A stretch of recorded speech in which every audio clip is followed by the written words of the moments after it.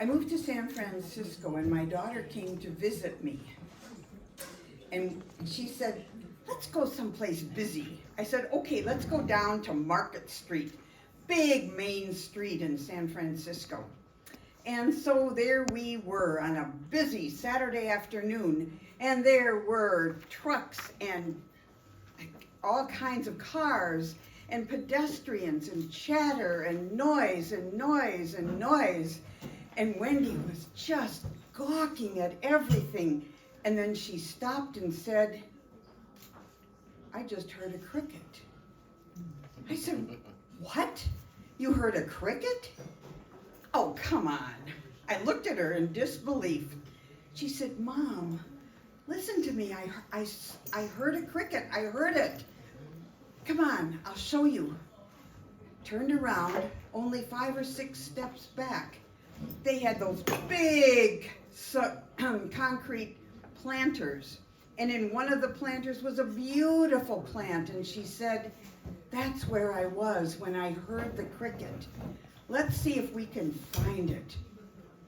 And so we went over there carefully and slowly with all the noise all around. And we looked under, and there was the cricket. I was astonished. I didn't even know they had crickets in San Francisco. And there it was, and she had heard it. And I looked at her and said, Wendy, come on. How in the world, with all of this hullabaloo all around us, could you hear a cricket? And she said, Mom, come here. And we went and stood right in the middle of the sidewalk. She reached in her pocket. She pulled out a handful of coins and threw them on the ground. Within a 10-foot radius, everyone stopped. And they all were silently looking down, trying to find the coins. And Wendy looked at me and said, it's really what you're listening for, isn't it? And I thought about that, and I thought about Lucy. And when we met Lucy, none of us were storytellers yet. She was the storyteller. And she came around and she taught us all kinds of things. And one of the things she taught us was listening. That's a really important thing when you come to a storytelling event. You have the storyteller, you have the story, it's right there. And then you have the listeners. And the listeners are looking at that story. And you're looking at the story. And it's right there. And you're sharing it. It's a wonderful thing. And she taught us about that. And I have 2 pictures today that I'm sure you walked by that table and you saw them. And this is a picture of Lucy Beck, storyteller, wearing her storytelling apron. Paul, does it look familiar to you? Pockets. And Lucy would go and tell stories to a group of children. And she'd say, I'm not sure what I'm going to tell you today. And she'd point to someone and say, come on up and pick something out of one of my pockets. And they would, and she'd say, oh yes, I will tell you a story about a giraffe. I'm glad you picked that one. So here's the other picture.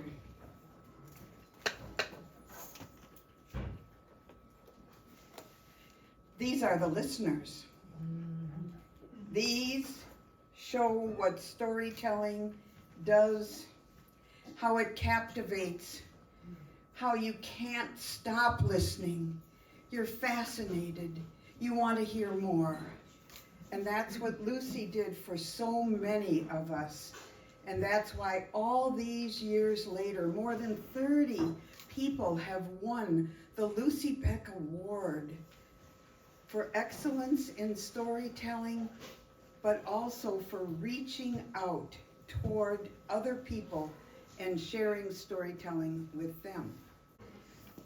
So there's only 3 of us really who remember Lucy as a storyteller.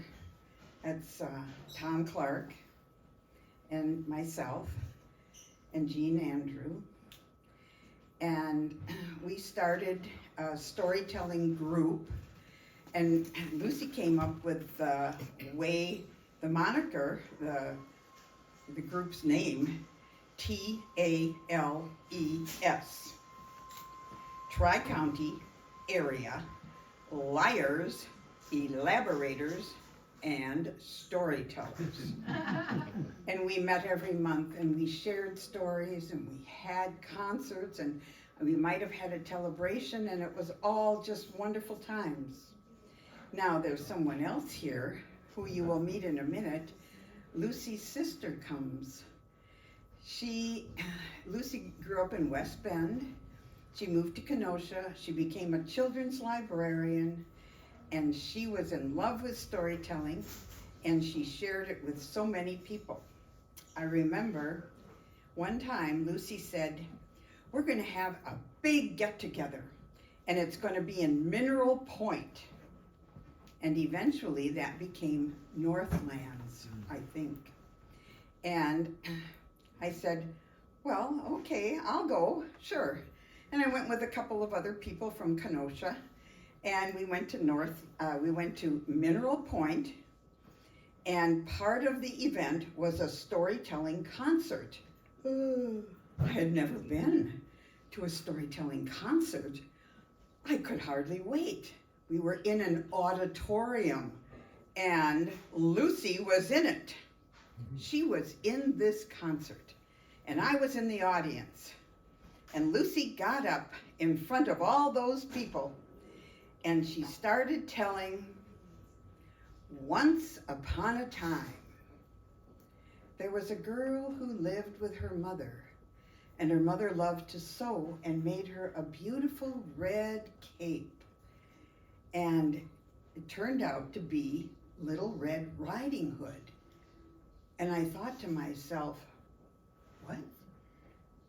I didn't, this is a concert. Is Lucy telling a famous fairy tale? Well, maybe that's how it's done, sure. So I settled into my listening mode, and as she progressed through the story, all of a sudden someone ran down the aisle and ran up onto the stage saying, Lucy, something terrible's happened. Your dog died. And Lucy said, my dog died? Oh, how did that happen? Oh, Lucy, I don't know, but I just heard it. I just got the phone call and I had to come and tell you. Now, as an aside, I will tell you, Lucy did not have a dog. But I was at a storytelling concert, so I thought, oh, good, this must be how they do it. And so the woman who came rushing up on stage continued saying, I think your dog died because it ate some burnt horse flesh. Oh, what? Burnt horse flesh? What happened to my stable? Oh, that's right, your stable. Well, that burned. It burned to the ground. And it went on and on and on. One thing after another, after another, after another. And that was my introduction to Lucy Beck, a storytelling performer on a stage. And I bit into the whole thing. I knew she didn't have a dog. I knew she didn't have a stable, but it didn't matter. She was telling a story, and I loved every minute of it. I thought it was fabulous.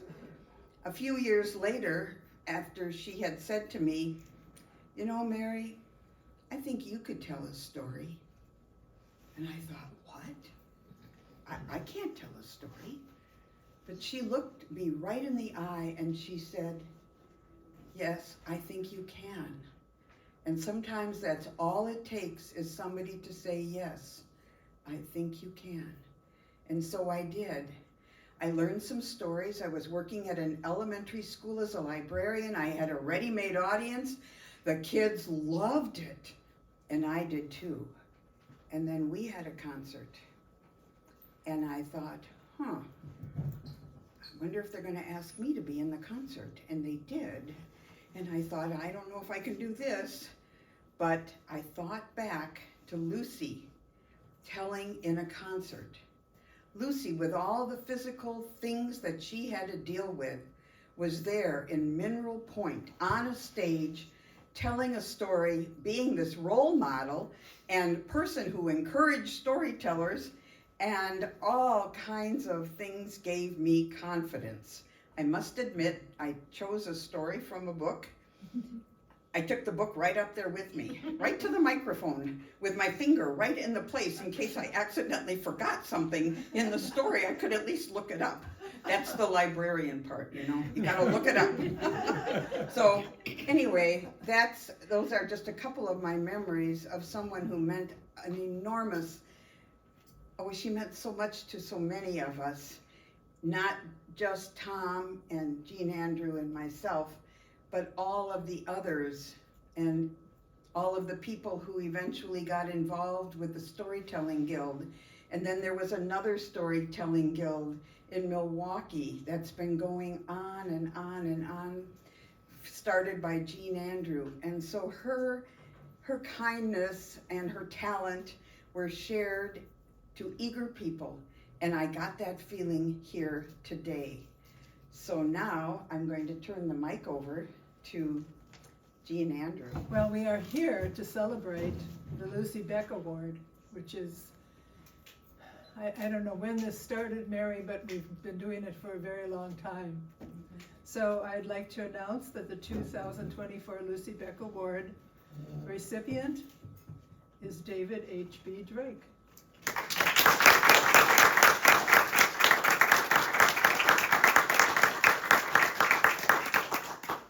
I met David about 30 years ago and joined him when he founded Organic Arts, which is a collaboration of performing artists with deep roots serving the community. David, as you all know by now, is a folk musician. He plays several instruments, and there's a poster in the back that says, see if you could name all the instruments he plays. And he draws on various folk genres for all ages. He also most often introduces the song with a story about its background, as you heard today. What is especially noteworthy about David is his generosity. When he set up the Organic Arts website, he invited a growing number of performing artists to get involved and to post their information on the website for free. More than that, David has encouraged us to build an organic art support group by fairly regular get-togethers, and often called our attention to performance opportunities. David has also been a supporter of the Milwaukee area's annual celebration by donating his time and his sound system for the program. Most recently, the university venue that we have used for our local celebration got a fancy new sound system, and David and I met with the technician. I let them talk shop, but it was clear to me, as it was to David, that his portable setup would be much better serving our needs. So the Lucy Beck Award honors those who have given service to the storytelling community, and David certainly meets that criteria. So, I happily present David H.B. Drake, the Lucy Beck Award, in appreciation for noteworthy contributions and service in the support of the art of storytelling in Wisconsin. Which is what it says.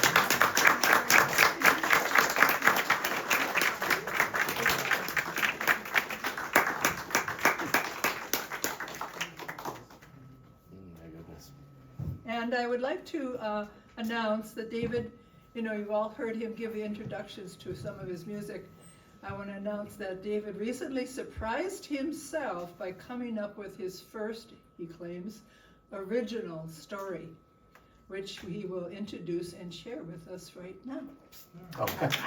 Actually, I wrote that about 30 years ago. Yeah, original story. Well, a lot of the stories I do are original, but most of them are introductions to songs because my primary thing is folk music. But this is a thing that popped into my head while I was doing a performance at a library, and it just sort of wrote itself. Long time ago, there was a little kid walking through the woods. And I mean, this was a long time ago. This was so long ago that they didn't have airplanes or boats or cars or horses to ride even. This was so long ago that everything spoke the same language. Not just the people, but the animals and the plants all spoke the same language. Well, a long time ago, this little kid was walking through the woods and came upon a great big river, kind of like that Wisconsin River, and couldn't figure out how to get across it. He looked up the river as far as he could see and couldn't see a way across it. He looked down the river as far as he could see and he couldn't see a way across it. So he sat down on the banks of the river and tried to figure out what he was going to do. Well, while he was sitting there, a fish came swimming up. And the fish said, "Bloop, hello, little boy. I can swim under the water. Can you?" Guess what? That's your part. Can you? Little boy said, "No, I can't."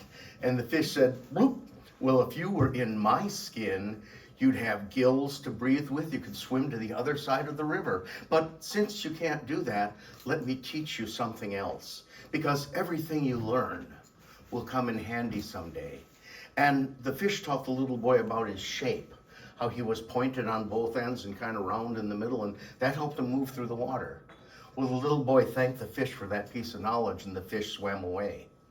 A little bit later, a bird flew overhead, and the little boy said, "Good morning, sister bird." And the bird said, "Hello, little boy. I can fly across the river."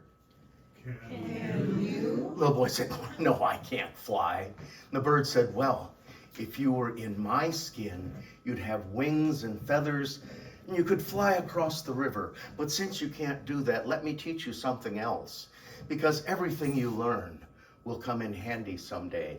And the bird taught the little boy how to build a nest out of twigs and branches to hold his body in. Well, the little boy thanked the bird for that piece of knowledge, miigwech, and the bird flew away. A little bit later, a beaver came swimming up the river, and the beaver said, "Hello, little boy. I can swim across the river. Can you?" Little boy said, "Well, no, I can't." The beaver said, "Well, if you were in my skin, you'd have a great big tail to push you through the water." "Oh, but I see you ain't got much of a tail, kid. So I guess that won't help you too much. But you never know. Everything you learn will come in handy someday." And the beaver swam away. Well, a long time passed, and the sun went down, and the moon came up, and a loon came swimming up the river. And the loon said,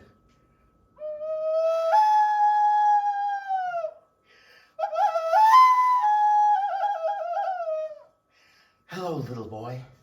I can float on top of the water. Can you?" Little boy said, "No, I can't do that either." And the loon said, "If you were in my skin, you could float to the other side of the river. But since you can't do that, let me teach you something else. Because everything you learn will come in handy someday." And the loon taught the little boy a song to sing when crossing water. It goes like this.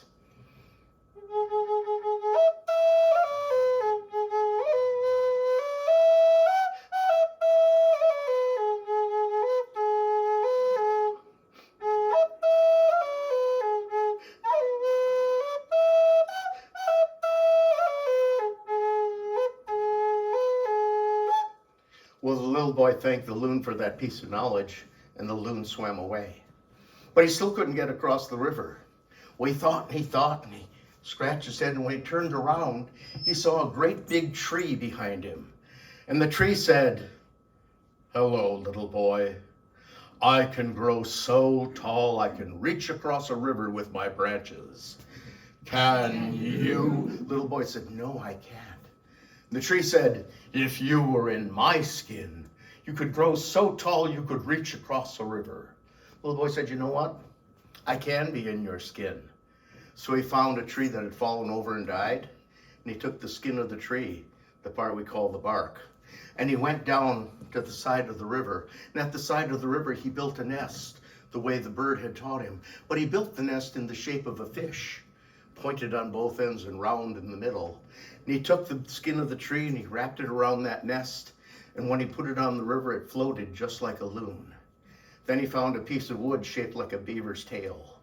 And as he paddled across the river in the first canoe, he sang the song the loon had taught him.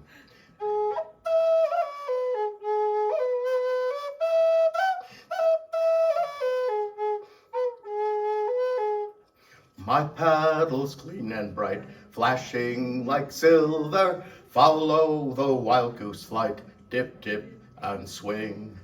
Dip, dip, and swing it back, flashing like silver. Follow the wild goose track, dip, dip, and swing.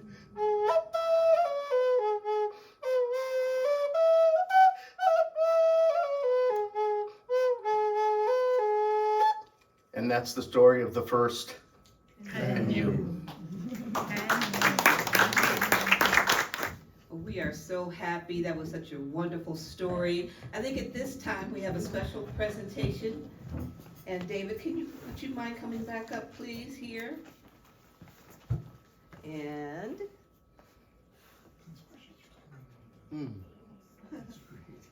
So every year that there's been the Lucy Beck Award, it goes back to like 1988. My mother and I would grow flowers, and then I would make a huge bouquet, but that was always October when they had the event. So this year I thought, oh, I'm gonna have to go to Pick and Save and get some carnations and alstroemeria. And then I remembered I have friends who have Virginia bluebells. So that's what's in here, and some pussy willows, and then that purple flower. So then this is your bouquet, the vase. Thank and you. everything. You can keep Great. that. And so it's Lovely. Yeah. My wife will love yeah. millions of flowers. Yeah. Thank you. thank you, Pauline Beck.